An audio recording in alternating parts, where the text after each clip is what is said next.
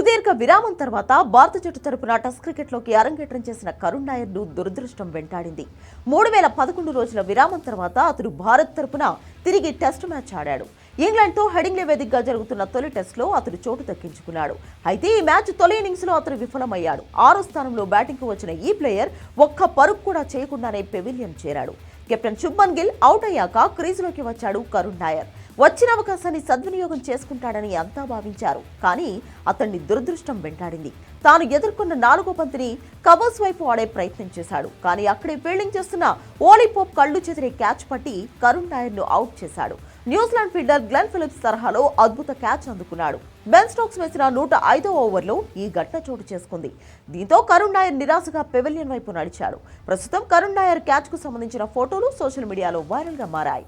ఇది చూసిన నెటిజన్లు అయ్యో నాయర్ అని కామెంట్లు చేస్తున్నారు.